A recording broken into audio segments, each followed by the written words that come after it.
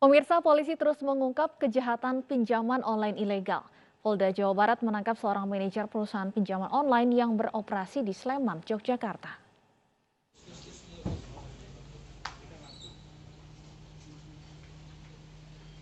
Polisi menangkap RSO, seorang manajer perusahaan pinjaman online ilegal yang digerebek polisi di Sleman, Yogyakarta. RSO ditangkap di Jakarta dan dibawa ke Polda Jawa Barat untuk menjalani pemeriksaan lanjutan. Menurut polisi, RSO dalam perusahaan pinjol ilegal bertugas menyebarkan aplikasi pinjaman serta menyiapkan perangkat untuk penagihan, termasuk data-data peminjam yang akan ditagih.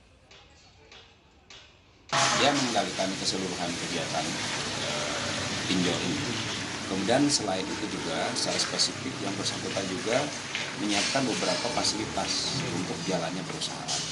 Di antaranya adalah menyiapkan dan meneruskan link aplikasi pinjol yang sudah dibuat oleh tim IT kepada tersangka asisten manajer yang di Jogja. Yang kedua adalah tentunya merekap progres pembayaran dan penagihan. Dan yang ketiga adalah menyediakan perangkat keras berupa komputer, laptop, serta nomor-nomor telepon yang digunakan oleh desk collector untuk melakukan penagihan, yang salah satunya dilakukan oleh saudara AB yang melakukan penekanan kepada korban. Sebelumnya, Direktorat Reserse Kriminal Khusus Polda Jawa Barat menetapkan 6 tersangka baru dalam pengembangan kasus pinjaman online ilegal di Sleman, Yogyakarta. Total sudah 7 tersangka yang merupakan karyawan perusahaan, terdiri dari asisten manajer, HRD, hingga penagih utang. Polisi masih mengembangkan kasus dan memburu pemasok dana perusahaan pinjol ilegal di Sleman, Yogyakarta. Dari Bandung, Jawa Barat, Ervan David, Mujib Prayitno, iNews melaporkan. Menko Polhukam Mahfud MD meminta pelaku pinjaman online ilegal menghentikan kegiatannya. Mahfud juga meminta warga yang berutang kepada pinjol ilegal tidak usah membayar cicilan.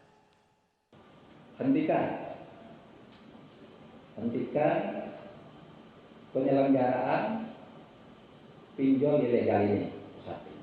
Yang kedua, kepada mereka yang sudah terlanjur menjadi korban, jangan membayar.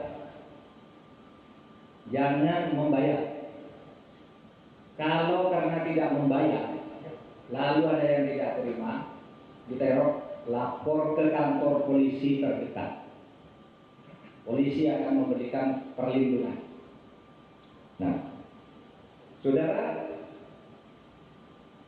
dengan ini maka kita menegaskan kita hanya akan melakukan tindakan tegas terhadap pinjol ilegal. Untuk pinjol-pinjol lain yang legal, sudah ada izin sah itu, silakan berkembang, karena justru itu yang diharapkan. Polisi membuka posko pengaduan investasi bodong yang didalangi seorang wanita mantan teller bank swasta. Akibat ulah pelaku, kerugian para nasabah mencapai 1,28 miliar rupiah.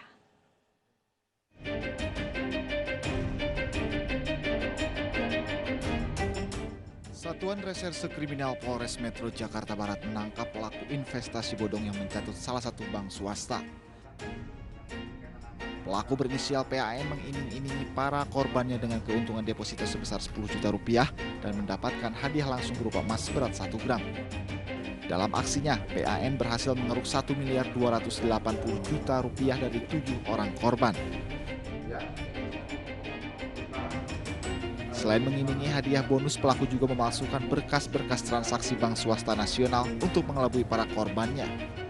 Akibat perbuatannya, para nasabah dirugikan sebesar 1,28 miliar rupiah.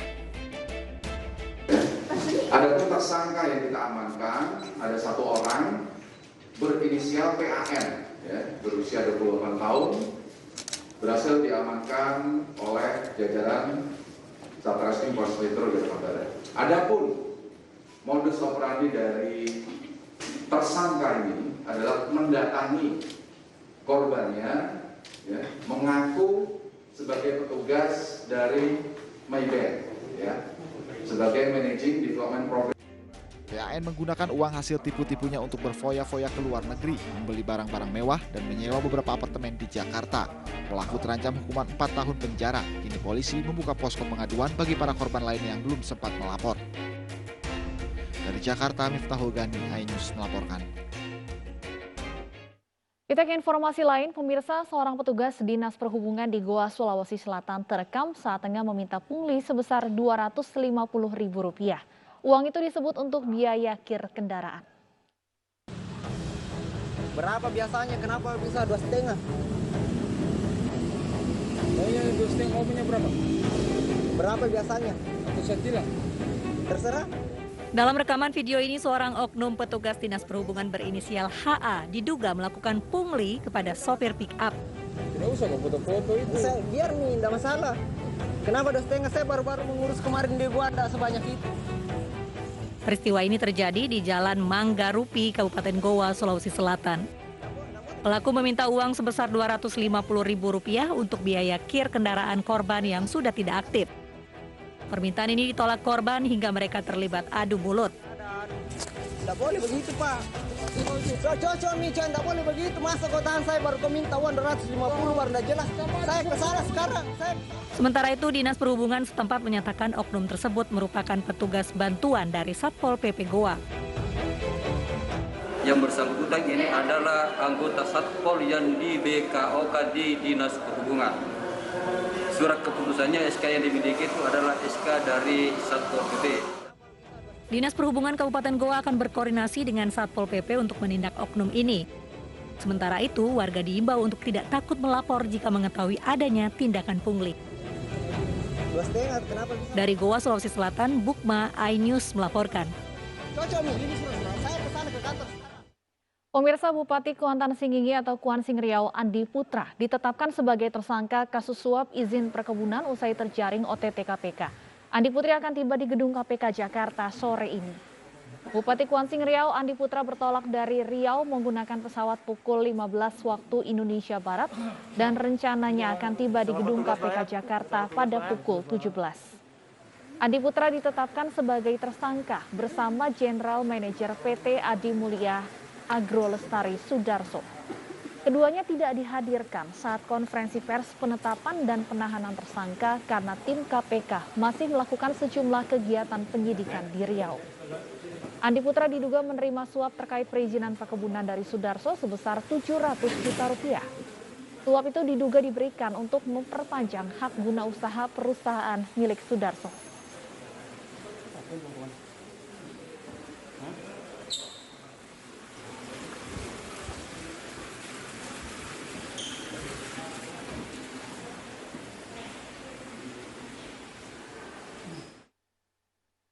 Untuk mengetahui informasi terbaru operasi tangkap tangan yang melibatkan Bupati Kuantan Singingi, sudah ada rekan kami Angelika Devagam langsung dari gedung KPK Jakarta.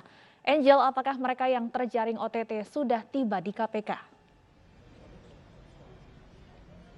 Ya, Stefani, menindaklanjuti operasi tangkap tangan yang dilakukan KPK terhadap Bupati Kuantan Singingi Kuansing Andi Putra pada Senin lalu. Tim penyidik KPK menerbangkan Andi Putra bersama dengan tersangka lain yang terjerat OTT ini juga pada pukul 3 sore dari Riau menuju Jakarta.